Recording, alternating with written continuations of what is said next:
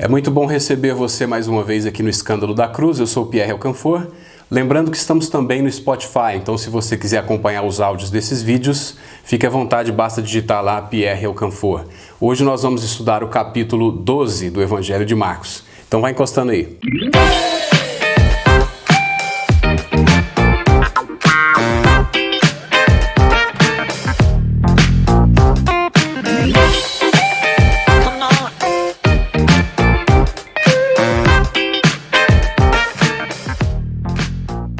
Então Jesus começou a lhes falar por parábolas. Certo homem plantou uma vinha, colocou uma cerca ao redor dela, cavou um tanque para prensar as uvas e construiu uma torre. Depois arrendou a vinha a alguns lavradores e foi fazer uma viagem. Na época da colheita, enviou um servo aos lavradores, para receber deles parte do fruto da vinha. Mas eles o agarraram, o espancaram e o mandaram embora de mãos vazias. Então enviou-lhes outro servo, e lhe bateram na cabeça e o humilharam. E enviou ainda outro, o qual mataram. Enviou muitos outros, em alguns bateram, a outros mataram. Faltava-lhe ainda um para enviar, seu filho amado. Por fim o enviou, dizendo: A meu filho respeitarão. Mas os lavradores disseram uns aos outros: Esse é o herdeiro. Venham, vamos matá-lo e a herança será nossa. Assim eles o agarraram e o mataram e o lançaram para fora da vinha. O que fará então o dono da vinha? Virá e matará aqueles lavradores e dará a vinha a outros. Vocês nunca leram esta passagem das Escrituras? A pedra que os construtores rejeitaram tornou-se a pedra angular. Isso vem do Senhor e é algo maravilhoso para nós. Então começaram a procurar um meio de prendê-lo, pois perceberam que era contra eles que ele havia contado aquela parábola. Mas tinham medo da multidão, por isso o deixaram e foram embora. A vinha aqui é uma clara metáfora a Israel. Então, cercar a vinha, cavar um tanque, construir uma torre, tudo isso demonstra o cuidado de Deus derramado sobre esse povo ao longo da história. E nós temos aqui os servos que são enviados, né? Esses servos são os profetas que Deus enviava frequentemente para orientar o seu povo, né, no caminho de Deus. E temos então uma imagem de uma obstinação, de uma resistência obstinada a receber essa ajuda, esse socorro. Toda palavra de Deus, ela traz para nós um desafio, um desconforto, né? Porque a palavra de Deus nos chama ao arrependimento, nos chama a uma mudança, né? Nos chama a tirar o nosso ego do centro e colocar Deus. Isso é uma receitinha odiada pelo ego em qualquer tempo, né? Não é só os judeus, não somente os judeus foram resistentes e foram obstinados, mas nós hoje também somos resistentes e obstinados quando a mensagem do Evangelho é derramada sobre nós. Após enviar os seus servos, então o dono da vinha ele envia o seu filho amado. E o fato de Jesus usar essa imagem nos mostra que ele entendia ser, sim, o Filho de Deus, né? Muitas vezes a gente escuta pessoas dizendo que esses títulos, Filho de Deus, Messias, são títulos dados a Jesus, mas que Jesus nunca de fato assumiu, né, essa identidade. Pelo contrário, essa parábola deixa muito claro que Jesus tinha consciência e afirmava ser o Filho amado de Deus. E eu quero que você observe que há uma diferença entre os servos que são enviados e o Filho que é enviado no fim, né? Da mesma forma que há uma diferença entre profetas e há uma diferença entre o Filho de Deus. Então, muitas pessoas entendem Jesus como um grande profeta. Nessa parábola fica muito claro que o Filho tem uma posição extremamente elevada e totalmente diferente dos profetas e dos mestres. Ele está numa posição única. Em um dos primeiros vídeos do canal, nós falamos sobre esse aspecto do Filho de Deus, o que é ser filho de Deus para os judeus. Ser filho de Deus para os judeus era algo extremamente drástico. Dizer que era filho de Deus era o mesmo que dizer que era Deus. Não é como nós. Hoje, né, nós trabalhamos isso. Nós entendemos que todos são filhos de Deus, né? Para os judeus, afirmar que você era filho de Deus era afirmar que você era Deus. E eu quero ler mais uma vez uma passagem que já lemos, mas não custa nada repetir. A passagem que está lá em João, capítulo 5, verso 18. Por essa razão, os judeus mais ainda queriam matá-lo, pois não somente estava violando o sábado, mas também estava até mesmo dizendo que Deus era seu próprio Pai, igualando-se a Deus. Então, se quisermos fazer jus ao sentido original do texto, da maneira como as pessoas que estavam ouvindo essa parábola entendiam, então nós precisamos entender que Jesus está dizendo aqui ser Deus, ser o Filho de Deus. Para aqueles que são mais curiosos e quiserem fazer uma leitura depois, você pode ler o livro de Isaías, o capítulo 5, os versos de 1 a 7. Você vai ver como essa parábola de Jesus está intimamente relacionada a o que foi narrado ali em Isaías, capítulo 5, dos versos de 1 a 7. Depois você pode dar uma olhada lá. Aí, a partir do verso 9, Jesus faz a pergunta, o que o dono da vinha fará com esses lavradores, né? E aqui é anunciado um juízo, então, sobre Israel. Aqui, claramente, Jesus diz que o reino seria tirado dos judeus e seria dado a outro povo, aos gentios, né? A partir do advento de Cristo, da sua morte e ressurreição, né? E do reino de Cristo instalado, então nós temos uma condição diferente. Não temos mais aquela exclusividade ao povo judeu, aquela prioridade ao povo judeu, e temos então judeus e gentios, aqueles que não são judeus, obviamente, judeus e gentios gozando de condições iguais no corpo de Cristo, na igreja. Existe muito debate dentro da teologia em relação ao papel do judeu ainda, né, nos planos de Deus, mesmo após o advento de Cristo. Não vamos entrar nessa discussão. O fato é que aqui a parábola deixa muito claro que em algum momento judeus e gentios seriam unidos e não teria mais diferença entre judeu e gentil, mas somente aquele que está em Cristo ou aquele que não está em Cristo. Então é claramente esse juízo. E esse juízo ele foi cumprido em 70 depois de Cristo, né? A destruição do templo, né, em Israel pelos romanos, comandados pelo general Tito, que arrasam ali a cidade e esmagam aquela revolta judaica em 70 depois de Cristo, é claramente um cumprimento desse juízo, porque a partir do momento que você não tem mais o templo, que é o centro, né, da prática religiosa judaica, você não tem mais a terra, então se estabelece então uma nova relação com Deus, uma nova dinâmica, né, na nossa vida, na nossa comunhão com Deus, que passa agora exclusivamente por Cristo e não está mais limitado a um prédio, a um templo, a um lugar ou a uma terra, mas agora a nossa terra é Cristo, o nosso templo é Cristo e todos aqueles que estão em Cristo agora compõem a igreja. É isso que a parábola está aqui de fato narrando. Isso é confirmado com a expressão pedra angular, que já discutimos, né? Já tratamos a questão, o conceito de pedra angular, aquela pedra fundamental na construção, sem a qual não há construção. Então, todo o plano salvífico de Deus passa por Cristo. Cristo é a essência, é o fundamento de todo o plano salvífico de Cristo. E essa pedra angular, esse fundamento, estava sendo negligenciado, estava sendo rejeitado pelos líderes religiosos, pelas pessoas que deveriam reconhecer, né, a pedra fundamental. Seguindo, mais tarde enviaram a Jesus alguns dos fariseus e herodianos para o apanharem em alguma coisa que ele dissesse. Estes se aproximaram dele e disseram: Mestre, sabemos que és íntegro e que não te deixas influenciar por ninguém, porque não te prendes à aparência dos homens, mas ensinas o caminho de Deus conforme a verdade. É certo pagar imposto a César ou não? Devemos pagar ou não? Mas Jesus, percebendo a hipocrisia deles, perguntou: Por que vocês estão me pondo à prova? Tragam-me um denário para que eu veja.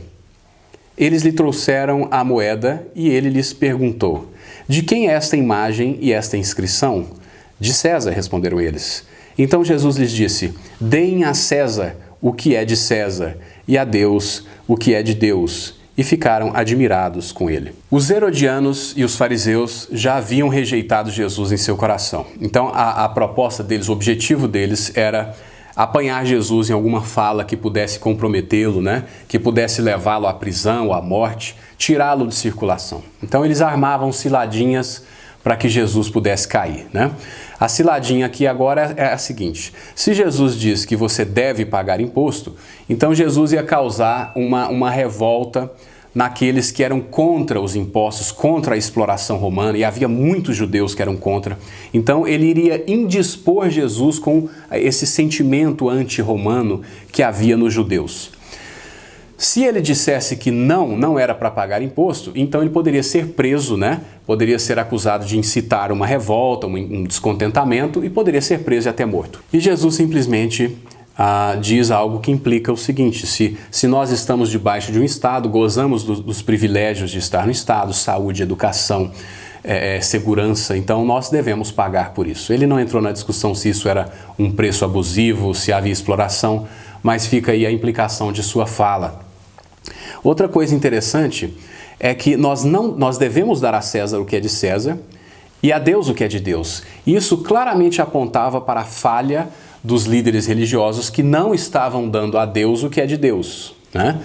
Porque Jesus era a mensagem máxima, né? Como dissemos, o fundamento do plano salvífico de Cristo, e estava sendo rejeitado. Então, quem estava sendo rejeitado? Deus. Ao rejeitar Cristo, nós estamos rejeitando a Deus. Então, se nós devemos dar a César o que é de César, nós também devemos dar a Deus o que é de Deus. E isso não estava acontecendo. Essa foi a primeira paulada, né, da frase de Jesus, da fala de Jesus. Outra implicação: nós não devemos dar a César o que é de Deus. Então, um cristão, ele não adora pessoas, ele não adora partidos, ele não adora política, ele adora a Deus somente. Muitos cristãos morreram ao longo da história por não quererem adorar imperadores ou acender incenso para estátuas de figuras políticas de destaque. Então muitos na história morreram simplesmente por não quererem dar a César o que é de Deus, né? No Brasil nós temos essa liberdade, graças a Deus, podemos adotar qualquer religião sem problema, por enquanto, pelo menos.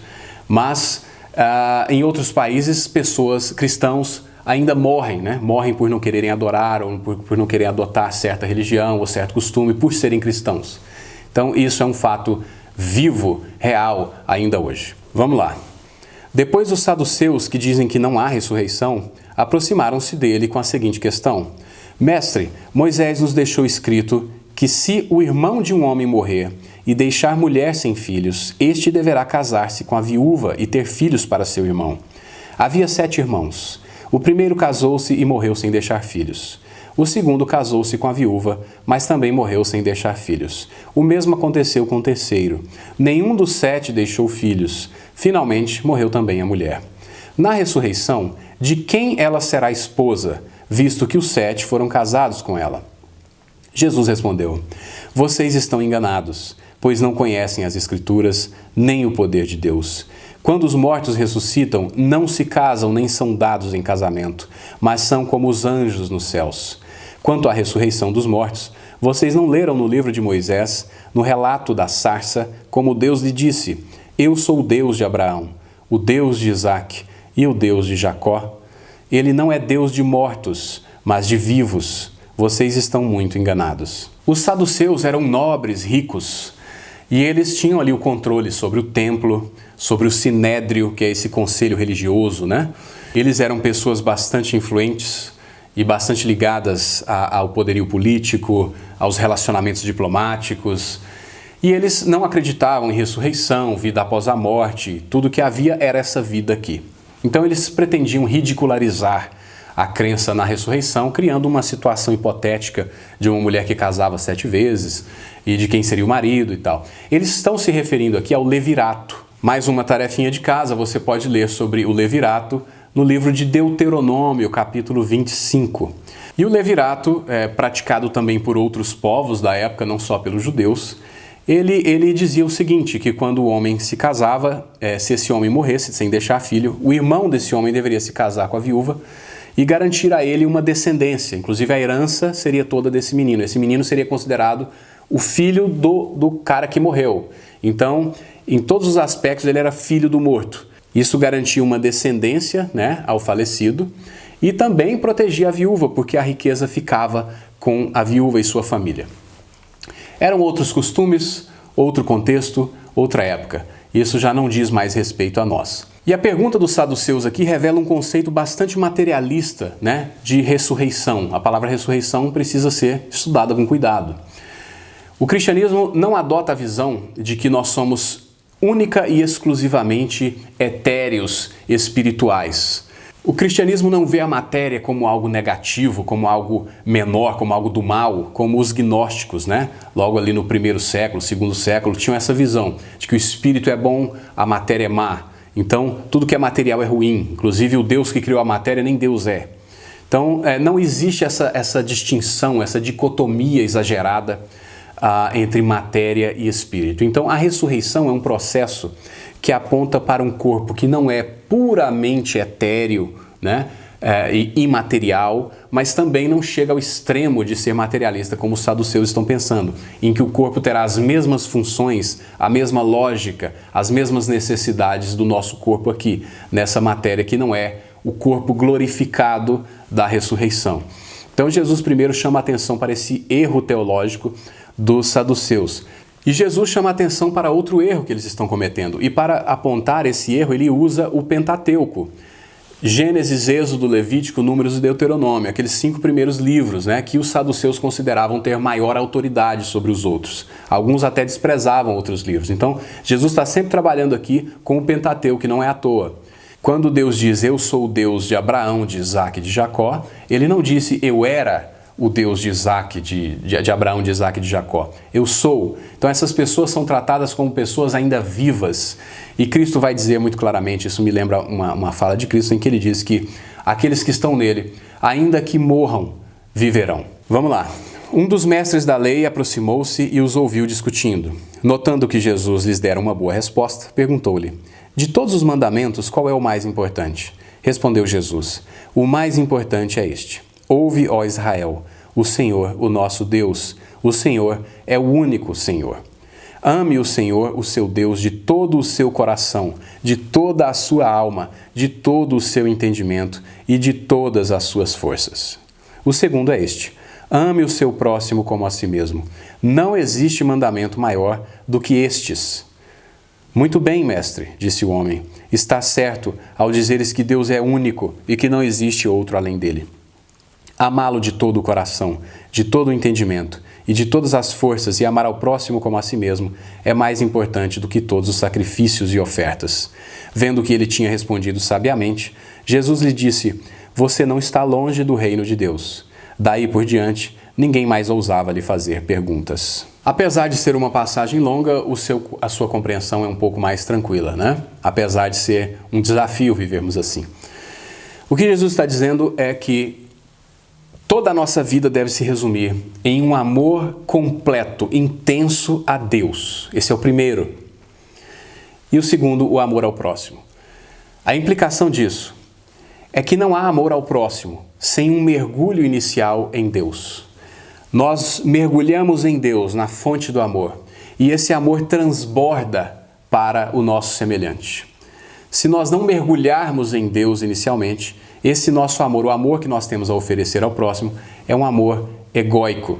Ninguém pode amar ao próximo sem amar a Deus, certo? Essa é uma implicação aqui da fala de Jesus. E ninguém pode amar a Deus sem amar ao próximo, porque o amor, o relacionamento com Deus vai nos fazer transbordar e esse amor vai ser estendido aos nossos irmãos. Eu me lembro da gente conversar um pouquinho sobre isso. Eu fiz uma pergunta a você.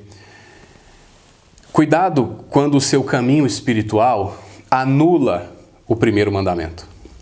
Quando o seu caminho espiritual diz que o primeiro mandamento não é importante. Bastaria então amar ao próximo. Bastaria então se lançar num ato caridoso, na caridade. E o primeiro mandamento, na verdade, é irrelevante. Se você tem uma vida caridosa, se você é uma pessoa altruísta, que serve ao outro, que está sempre trabalhando pelo outro, então isto é suficiente. Isto é o que é importante. Porque o que o homem de hoje vai dizer é isso, né? Não interessa o seu caminho, não interessa a sua fé. O que interessa é o que você está fazendo, se você ama o próximo, se você tem uma obra de caridade, se você é uma pessoa altruísta, pá. Não. Para a Bíblia, interessa sim. Para a Bíblia, o primeiro e maior mandamento é o amor a Deus, com todas as suas forças, com todo o seu entendimento, com toda a sua intensidade, toda a sua alma. Esse é o primeiro e mais importante mandamento. Se você pula esse mandamento, então, de acordo com as palavras de Jesus, você não está no caminho de Deus. O caminho de Deus passa, obviamente, por um relacionamento inicial com Ele, que transborda na ação ao próximo. Então, essa é uma implicação bastante séria que nós devemos levar em consideração aqui. Porque se amar a Deus não fosse importante, Jesus poderia ter pulado e falado somente do segundo. Qual é o mandamento mais importante? Amar ao próximo como a si mesmo. Ponto. Mas não foi isso que Jesus falou. Ensinando no templo, Jesus perguntou: como os mestres da lei dizem que o Cristo é filho de Davi? O próprio Davi, falando pelo Espírito Santo, disse: o Senhor disse ao meu Senhor: senta-te à minha direita até que eu ponha os teus inimigos debaixo de teus pés. O próprio Davi o chama Senhor. Como pode então ser ele seu filho? E a grande multidão o ouvia com prazer. Gostaria de chamar sua atenção para dois aspectos dessa passagem. Primeiro, ao dizer que Davi falou pelo Espírito Santo, pelo Espírito de Deus, Jesus está afirmando a autoridade do Antigo Testamento, né? Não há como você negar o Antigo Testamento sem negar a Jesus. Jesus disse que Davi falou pelo Espírito Santo, então ele está atribuindo a autoridade divina a passagens que estão lá no Antigo Testamento, né? Eu vejo muita gente tentando fazer essa cisão. Antigo Testamento não é inspirado, não é de Deus. O Novo Testamento, sim, ele é a palavra de Deus. Não tem como fazer isso sem negar Jesus, que olhava para o Antigo Testamento como um livro inspirado por Deus, como sendo a expressão do Espírito Santo, da sabedoria de Deus. Muito bem, primeiro aspecto. Segundo aspecto, Davi, que era o rei, chamou o Messias de Senhor. Então Jesus está começando a causar um incômodo aqui a respeito da identidade do Messias. Se o rei de Israel chamava o Messias de Senhor, significa que o Messias está acima dele, que o Messias está num patamar divino. Então Jesus começa a trabalhar essa questão que até o momento com certeza não estava ali tão clara. E para terminar o vídeo de hoje, vamos ler o último trechinho. Ao ensinar, Jesus dizia: cuidado com os mestres da lei. Eles fazem questão de andar com roupas especiais, de receber saudações nas praças e de ocupar os lugares mais importantes nas sinagogas e os lugares de honra nos banquetes. Eles devoram as casas das viúvas e, para disfarçar, fazem longas orações. Esses receberão condenação mais severa. Jesus sentou-se em frente do lugar onde eram colocadas as contribuições e observava a multidão colocando dinheiro nas caixas de ofertas. Muitos ricos lançavam ali grandes quantias. Então, uma viúva pobre chegou-se e colocou 2 pequeninas moedas de cobre de muito pouco valor. Chamando a si os seus discípulos, Jesus declarou: afirmo-lhes que esta viúva pobre colocou na caixa de ofertas mais do que todos os outros. Todos deram do que lhes sobrava, mas ela, da sua pobreza, deu tudo o que possuía para viver. Jesus era duro com esse pessoal, né? Ele está constantemente expondo a hipocrisia, a miséria espiritual desses líderes religiosos. Certamente ele faria a mesma coisa, né? Se estivesse aqui hoje. A hipocrisia de muitos religiosos, de muitos líderes, né? Que transformam a religião num show, né? Fazendo longas orações e tentando aparecer, tentando se destacar. É uma religião do ego, não tem nada a ver com Deus. Esses mestres da lei muitas vezes viviam de ofertas, né? Então por isso ele diz que devoravam a casa das viúvas, exigindo ali contribuições regulares, às vezes abusivas, né? Então eles se aparentavam ser muito religiosos e tal, e exploravam essas pessoas. Então, é uma exposição, mais uma vez, dessa hipocrisia, dessa miséria espiritual com cara de religiosidade, coisas que nós estamos cansados de ver ainda hoje, né? Isso não mudou. E, por fim, Jesus vai trabalhar a questão da oferta, né? A oferta não está ligada necessariamente à quantia, né? O valor monetário, mas a entrega, né? Com que entrega, com que coração, com que espírito a pessoa faz essa oferta, né? Então, Jesus está chamando a atenção para a entrega dessa mulher que tinha muito pouco, mas ainda assim queria contribuir com a obra de Deus, com aquele pouquinho que ela tinha, mostrando que a obra de Deus para ela era mais importante do que qualquer coisa, Deus era mais importante do que qualquer coisa, e não somente, a gente deve olhar, não somente o valor monetário. Aqueles que exploram as pessoas através da religião sofrerão uma condenação mais severa. A pessoa que está contribuindo de coração, ela não tem nada a ver se aquela pessoa que está recebendo é um corrupto, é uma pessoa desonesta. Isso não faz a menor diferença no plano espiritual, no plano divino.